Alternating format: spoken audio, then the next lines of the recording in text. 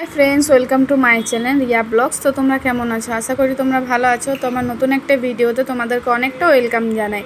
তো এখন দেখো সকালে আমার বর ডিউটি চলে গেছে, তারপর আমার যে কাজগুলো থাকে ঘর আরও পরিষ্কার করা, ঘর মোছা, তো ওইগুলোই করব। তো দেখছো ঘরের কি অবস্থা করেছে আমার মেয়ে, আর এদিকে রান্নাঘরের অবস্থা তো খুবই খারাপ। তো চলো এগুলো আমি সব একটা একটা করে গুছিয়ে রাখবো। তো এখানে আমি আগে সবজিগুলো সব রেখে দেবো। আর লাডুকে আমি এখানেই বসে রেখেছি, একা একা কী করবে বলো। তো যখন মানে এখানেও ঠিকই থাকে, যখন বাড়িতে থাকতো না তো সবসময় সর্দি কাশি, আমাকে সে বারবার করে বাপের বাড়ি যেতে হতো ডাক্তার দেখানোর জন্য, কারণ আমার ওইখানে শ্বশুর বাড়িতে ওইখানেও ডাক্তারও শ্যুট হতো না। তো ওই জন্যে আর এখানে চলে এসেছি। তো এখানে ভালোই রয়েছে, কিন্তু কোনো দিন হয়তো ওর মনটা খারাপ থাকে, যেমন আজকে ওর মনটা হয়তো ভালো নেই, কারণ চুপচাপের ছিল সারাদিন। আর হয়তো বাড়ির লোককে খুবই মিস করছে, আর আমার বোনরা ভিডিও কল করে তো ওদেরকেও ভাবে যে আমি দেখতে কেন পাই না, তো ওই জন্য হয়তো ওর মনটা আজকে ভালো নেই। তো যাই হোক, কী করবো বলো, আমাদের এইটাই জীবন। আসলে কি কোয়ার্টারে যখন আসি তখন মনে হয় যে কোয়ার্টারে যাবো এটাই ভালো লাগে, কিন্তু আসলে আমাদের ওইটাই ঠিক আছে, ওই সবাইয়ের সাথে মিলেমিশে থাকা, এই আর চারটে দেওয়ালের মধ্যে আর বন্দি হয়ে থাকতে ভালো লাগে না। তো দেখি কবে বাড়ি যেতে পারি। কোয়ার্টারে থাকলে মনে হয় বাড়ি যাব, বাড়িতে থাকলে মনে হয় বরের সাথে থাকবো, কি করব। তারপরে দেখো এখানে ঘর আরও সব পরিষ্কার হয়ে গেছে, কাপড় আরও সব কেচে নিয়েছি, লাডুকেও স্নান করে দিয়েছি, আমিও স্নান টান করে পুজো দিয়ে দিয়েছি। আর কাপড়গুলো সব এখানে বেলকানিতেই মিলে দিয়েছি, ছাদে যেতে প্রয়োজন হয় না, কারণ প্রচুর রোদ তো এখানে একটুতে শুকিয়ে যায়, রুমের মধ্যে মেলে দিলেও শুকিয়ে যায়। তারপরে দেখো এখানে আমি নাস্তা করে নেবো। পরোটা করেছিলাম, চা আর একটু সবজি নিয়ে নিয়েছি, কারণ আমি শুধু খেতে পারি না, লাডুকেও খাইয়ে দিয়েছি। তারপরে এখানে আমি চলে এসেছি রান্নাঘরে, একটু ভাত চাপাবো, কারণ সকালে আমি অল্পই ভাত করেছিলাম, আমার বরকে টিফিনে দিয়ে দিয়েছি। তো আমি এখানে আবার ভাত চাপিয়ে দিলাম। আর এখানে কী রান্না করেছিলাম, পটলের চাটনি করেছিলাম, আর ডিম আর পটল আলু দিয়ে একটা তরকারি, আর একটু লাউয়ের তরকারি করেছিলাম। একটাই ডিম আমাদের জন্য রেখেছিলাম, একটা ডিম আমাদের মা মেয়ের হয়ে যাবে। তারপরে ওকে আমি এখানে খাইয়ে দেবো। তারপরে দেখো আমিও খেয়ে নিলাম। তারপরে খাওয়া দাওয়া করে বাসন আরও এখানে সব ধুয়ে রান্নাঘর পরিষ্কার করে নিলাম। তারপরে ভাবলাম লাডুকে ঘুম পাড়াবো, ও তার ঘুমোলোই না। তারপরে একটু মোবাইল দেখছিলাম, আর ও নিজের মতন করে খেলছিল। তারপরে বিকেলবেলায় কাপড়গুলোরও সব গুছিয়ে নিলাম, যেগুলো কেচে মিলেছিলাম, তো এগুলো সব আমি গুছিয়ে রেখে দেবো। আর লাডু দেখবে কত বদমাস, মানে আমি গুছিয়ে রাখবো আর ওইগুলো সব ও মানে নষ্ট করবে, ওর এইটাই কাজ, ও কাপড় গোছানো একদম দেখতে পারে না।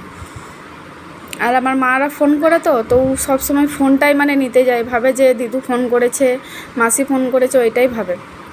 আর তারপরে দেখো আমার সব গোছানো হয়ে গেছে। তো এখানে কাপড়গুলোরও সব রেখে দেবো।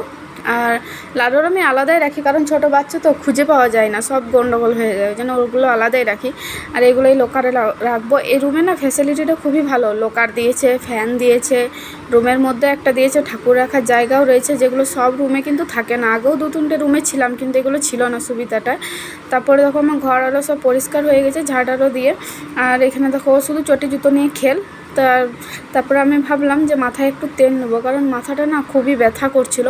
তো এখানে মাথায় তেল দিতে গেলে না আমার ঠাকুমাকে খুবই মনে পড়ে, মানে যখন আমার বিয়ে হয়নি তো আমার চুলে কিন্তু ঠাকুমাই তেল দিয়ে দিত, আমি কিন্তু নিজে কোনো দিন তেল দিতাম না, ঠাকুমাই চুলে তেল দিত, চুল বেঁধে দিত। তো ওইখানে ঘরের সবাইকে খুব মিস করছি, ভালো লাগছে না, মনে হচ্ছে কবে বাড়ি যাব। তারপরে দেখো আমার বড় ডিউটি থেকে চলে এসছে, তো আইসক্রিম নিয়ে এসেছিলো, তো এটা এবারে খাবো, আর ওর জন্য একটু ম্যাগি চাপাবো আমি। তো এখানে দেখো ম্যাগি চাপিয়ে দিলাম, মানে লাডুকেও খাইয়ে দেবো, আর ওর বাবারও খাওয়া হয়ে যাবে। আর এদিকেও টিফিনগুলো আছে, এগুলো সব ধুতে হবে। তারপরে দেখো রাতে রান্না করব, বিনস ভাজবো আর রুটি করব, কারণ লাডু না বিনস ভাজা খেতে খুবই ভালোবাসো, আমি দেখেছি ওইটা ভালো খাই, তো ওই জন্য বিনস ভেজে দিলাম আর কটা রুটি করে নেবো, বাস হয়ে যাবে। তো একটু যাব হচ্ছে, এখানে একটা শপিং মল আছে, ওইখানে যাব, কিছু জিনিস কেনার আছে। তো ওই জন্য ভাবলাম রান্নাটা করিনি, কারণ যখন আসি তো লেট হয়ে যায়, আর লাডু না খুব কান্নাকাটি করে, থাকতে চায় না রাতের বেলায় ওর বাবার কাছে, তো ওই জন্য সব কিছু করে নিলাম। ঘর সব দেখো পরিষ্কার হয়ে গেছে, আর এই কটা বাসন আছে ধুয়ে নেবো। তারপরে সন্ধ্যারও দিয়ে চললাম রেডি হয়ে নিয়ে, তারপরে চলো যাই। আর এখানে দেখো আমি যাচ্ছিলাম চাবি দিয়ে, লাডু ওর বাবা নিচেই দাঁড়িয়ে ছিল, ওরা এই দেখো ওরা যাচ্ছে, দেখবে এই। তো চলো এবারে যাই। এখানে দেখো পার্কে ওকে একটু হাঁটাচ্ছিলাম, তো কোনো মতে মেয়েটা হাঁটবে না, এত বদমাশ হয়েছে, কোনো মতে হাঁটতে চায় না। তারপরে দেখো রুমে চলে এসেছি, কারণ জানো তো শপিং মলে ভিডিও করতে দেয় না, তো শুধু ওই মার্কেটটাতে যাওয়ার ছিল। তো লাডার জন্য দেখো এখানে এই ড্রেসটা নিয়েছে, আর ওর বাবা একটা ব্যাগ নিয়েছে, আর একটা গেঞ্জি নিয়েছে। তো তোমরা জানিও লাডার ড্রেসটা কেমন হয়েছে। তারপরে খাওয়া দাওয়ারও সব কমপ্লিট করে নিয়েছি। তো এখানে দেখো নিয়ে এসেছিলাম মৌসম্বি আর লাউ নিয়ে এসেছিলাম, রাস্তাতে দেখতে পেলাম তো নিয়ে নিলাম। তো আজকে ভিডিওটা আমি এখানেই শেষ করছি। তোমরা প্লিজ আমার পাশে থেকে একটু সাপোর্ট করো, সবাই ভালো থেকো, টাটা।